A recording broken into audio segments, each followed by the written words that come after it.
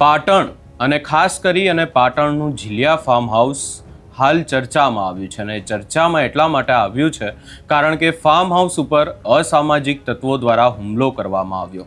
પરંતુ આ આખી બાબત શું છે એની ચર્ચા કરીશું ને એની સાથે સાથે વાત એ કરીશું કે ગુજરાત કેટલું સુરક્ષિત છે, કેવી રીતે અસામાજિક તત્વો એકબીજા ઉપર હુમલા કરે છે અને એ હુમલાની અંદર પોલીસને પણ ભાગી જવું પડે છે.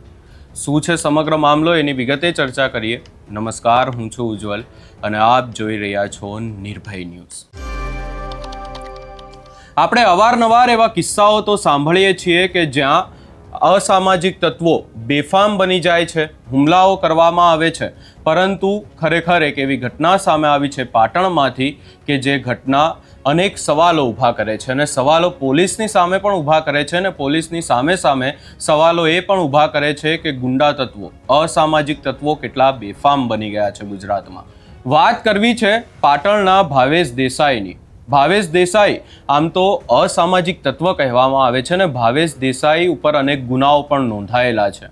અને ઘટના કંઈક એવી બની કે ભાવેશ દેસાઈની સામે હવે જે એમનો ફાર્મ હાઉસ છે, ફાર્મ હાઉસ ઉપર ઝીલિયા ગામમાં હુમલો કરવામાં આવ્યો. અસામાજિક તત્વો દ્વારા હુમલો કરવામાં આવ્યો, પરંતુ આ હુમલામાં પોલીસની ગાડી ઉપર પણ હુમલો કરવામાં આવ્યો અને પોલીસની ગાડીને પણ તોડફોડ કરવામાં આવી. પોલીસને એ જગ્યા પરથી ભાગી જવું પડ્યું.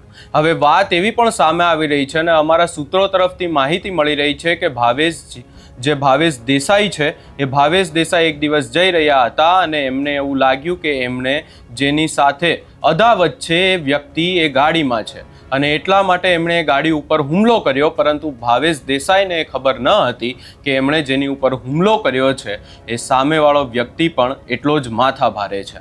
અને ત્યારબાદ આ આખી બાબતની શરૂઆત થઈ અને શરૂઆત થયા બાદ મામલો એટલો બધો આગળ વધી ગયો કે 10 થી 15 જેટલા લોકો ભાવેશ દેસાઈના ફાર્મ હાઉસ ઉપર હુમલો કરવા પહોંચ્યા. હવે અહીંયા સવાલો એ પણ ઊભા થઈ રહ્યા છે કે જ્યારે આવી કોઈ પણ ઘટના ઘટે છે કે કોઈ પણ બાબત હોય ત્યારે પોલીસને જાણ કરવી જોઈએ, પોલીસને ખબર હોવી જોઈએ. અને ખાસ કરી અને ગુજરાત સુરક્ષિત ગુજરાત કહેવાય છે અને સુરક્ષિત ગુજરાતમાં અસામાજિક તત્વો આવી રીતે લાકડીઓ, ધોકા લઈ અને કોઈના ફાર્મ હાઉસ ઉપર હુમલો કરે. અને જો કે જેની ફાર્મ હાઉસ ઉપર હુમલો કર્યો એ ભાવેશ દેસાઈ પણ એક અસામાજિક તત્વ જ છે, કારણ કે એની સામે ગુજસીકોટ સુધીના ગુનાઓ નોંધાયેલા છે. પરંતુ અહીંયા વાત માત્ર ને માત્ર અહીંયા નથી થમતી, મામલો એટલો બધો આગળ વધી જાય છે અને ત્યાં વાત એવી પણ છે કે જ્યારે આ લોકો હુમલો કરવા પહોંચ્યા ત્યારે ત્યાં 112ની જે પોલીસની ગાડી છે એ હાજર હતી અને એ લોકો જોયું કે અહીંયા પોલીસની ગાડી પણ હાજર છે, એટલે 10-15 લોકોના ટોળાથી ત્યાં ધીમે ધીમે 100, 150, 200 ને 500 જેટલા લોકો ભેગા થઈ ગયા એવું કહેવામાં આવી રહ્યું છે. વધુમાં સૌપ્રથમ આ આખી ઘટનાના દ્રશ્યો ઉપર પણ નજર કરીએ.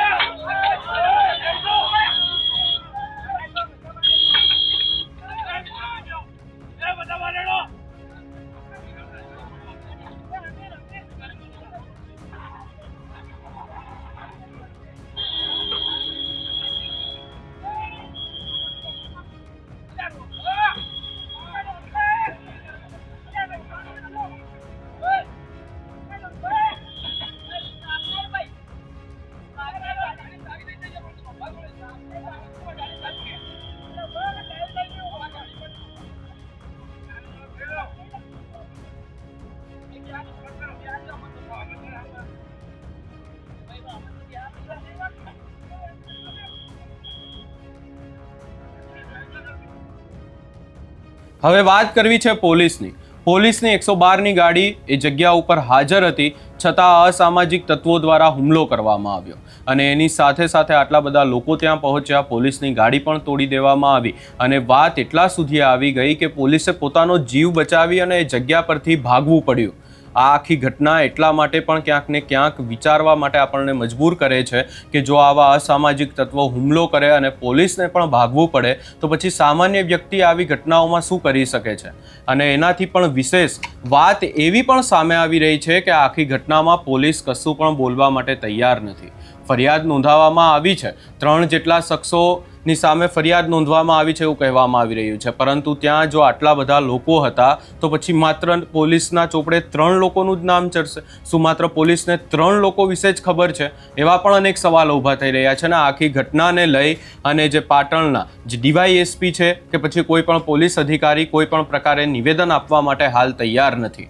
પરંતુ અહીંયા ફરી એકવાર એ વિસ્તારમાં જે ભાવેશ દેસાઈનો ખોફ હતો એ ફરી એકવાર ક્યાંક ને ક્યાંક તેમની જૂની અદાવત કે કહી શકાય કે હવે આખો મામલો નવો જ સામે આવ્યો છે. આ સમગ્ર બાબતે તમારો શું અભિપ્રાય છે એ અમને કમેન્ટ કરી જરૂર જણાવશો.